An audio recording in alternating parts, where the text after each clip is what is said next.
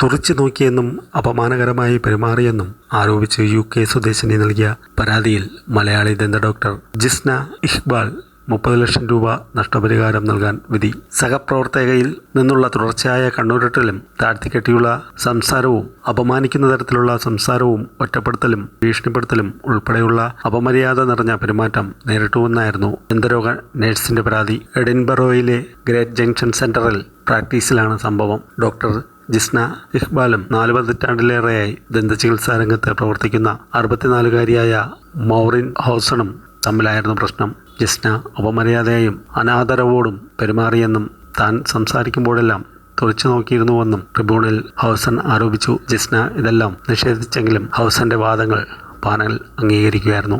ഹൗസൺ അവധിയിലായിരുന്നപ്പോൾ റിസപ്ഷനിലെ ചുമതലകൾ ഏറ്റെടുക്കാൻ ജിസ്നയോട് ആവശ്യപ്പെട്ടതോടെയാണ് തർക്കം രൂക്ഷമായത്. സന്ധിവാദം കാരണം റിസപ്ഷൻ ചുമതല നൽകിയിരുന്ന ഹൗസാണ് ഇതിൽ അതൃപ്തിയുണ്ടായി 2024 സെപ്റ്റംബറിൽ പ്രശ്നങ്ങൾ കൂടുതൽ വഷളായെന്നും ഹൗസൺ ജോലിസ്ഥലത്ത് വെച്ച് കരയുന്ന അവസ്ഥയും ഉണ്ടായി. തന്നെ ഒരു ശുചീകരണ തൊഴിലാളിയുടെ നിലയിലേക്ക് താഴ്ത്തിയെന്ന് അവർ പരാതിപ്പെട്ടു. അടുത്ത മാസം ശമ്പളം കുറഞ്ഞപ്പോൾ ഹൗസൺ രാജിവെച്ചു. ഹൗസന്റെ ആശങ്കകളിൽ നടപടിയെടുക്കുന്നതിൽ ക്ലിനിക്കിനുണ്ടായ പരാജയം വീഴ്ചയാണെന്ന് കേസ് പരിഗണിച്ച ജഡ്ജി റൊണാൾഡ് മേക്കെ പറഞ്ഞു.